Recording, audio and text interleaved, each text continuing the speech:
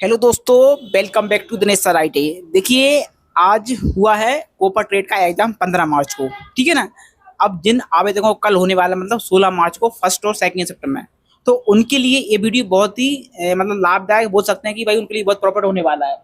क्योंकि हम सभी लोग यानी मैं भी, हम सभी लोग एग्जाम देकर आए हैं। ठीक है ना।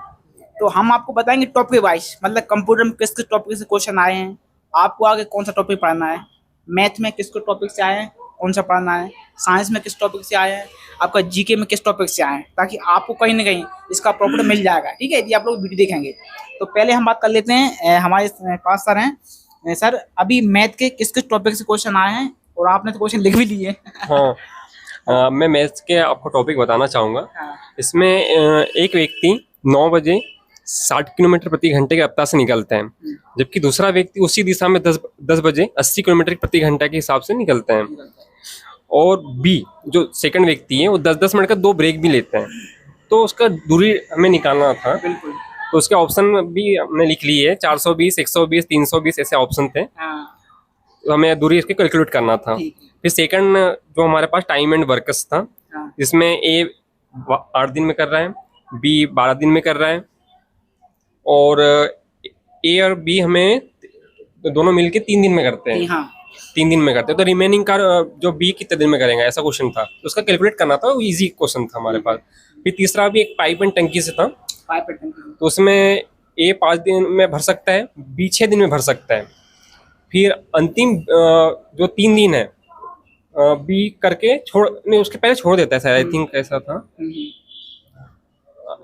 ने बी 3 दिन पहले छोड़ दे रहा है, ऐसा क्वेश्चन था। हाँ, बिल्कुल बिल्कुल। तो टोटल वर्क कितने दिन में होगा, तो उसका पहले ए से निकाल लेंगे कि ए 3 दिन में कर रहा है, तो उसका कैलकुलेट करके फिर टोटल से निकाल लेंगे, उसका निकल जाएगा उसका। फिर 2 डिग्री वाले थे रीजनिंग में।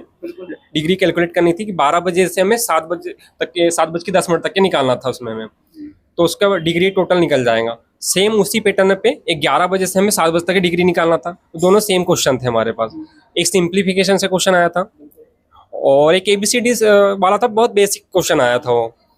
फिर एक एड्रेस मैच करना था, एक एड्रेस दिया था हमें हमारे पास, उसको सेम मैच करना था नीचे, और एक अमूर्त डाटा वो भी मैच ही करना था। बाकी तो फिर सर तो देखो, ये तो रहे मैथ प्लस रीजनिंग के। सर, आपको कुछ याद हो?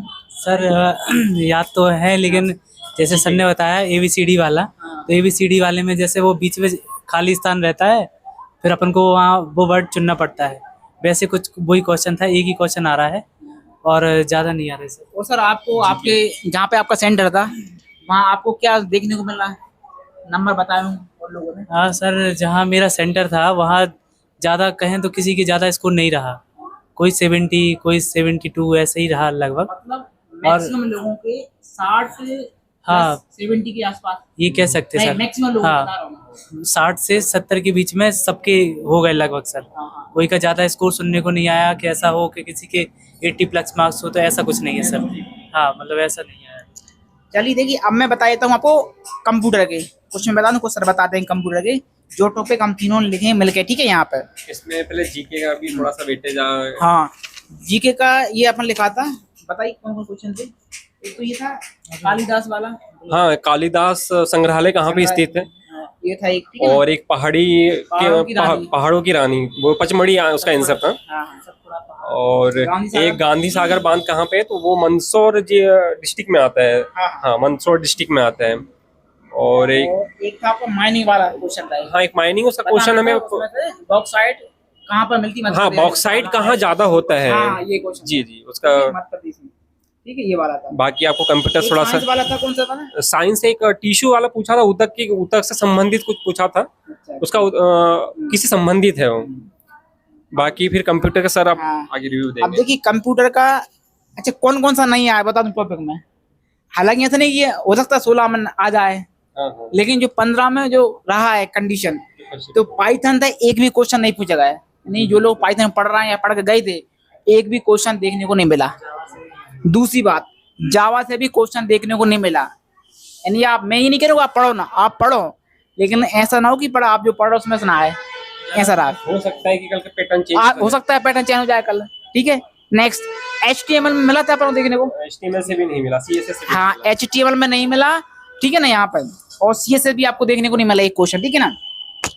नेक्स्ट है आपका फंडामेंटल्स है, एक या दो क्वेश्चन देखने को मिले फंडामेंटल, इसके अलावा पूरा फंडामेंटल्स में क्वेश्चन नहीं आया आपका, डॉक से नहीं आया, लाइनक्स से नहीं आया, ठीक है। अब किस किस टॉपिक से क्वेश्चन आए हैं, जावा ठीक है, से भी नहीं आया अपने हाँ। अब किस देखिए, पहली बात तो जो फंडामेंटल है उसमें आया था वोलेटाइल मेमोरी संबंधित, आपको बताना था नॉन वोलेटाइल नॉन वोलेटाइल। दूसरा क्वेश्चन था कम से कम 2 या 3 क्वेश्चन थे इंस्टॉलेशन से क्वेश्चन संबंधित थे, 1 से 2 क्वेश्चन थे इंस्टॉलेशन संबंधित।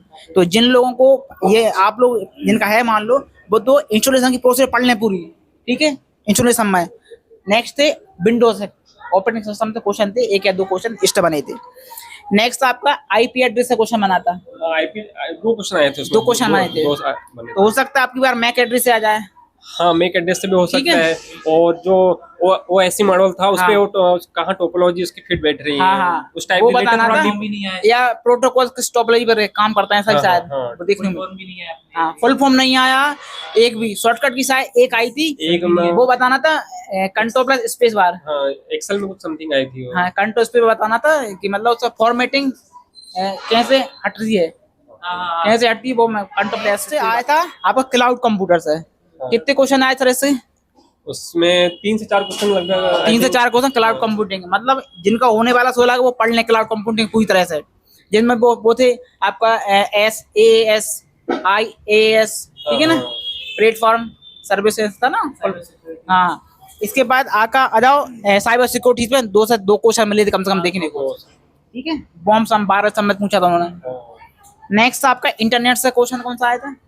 इंटरनेट से वही था एक आईपी वाला, हाँ एक आईबी, MySQL से भी आया था एक क्वेश्चन, MySQL से क्वेश्चन आया था, MySQL से भी आया था।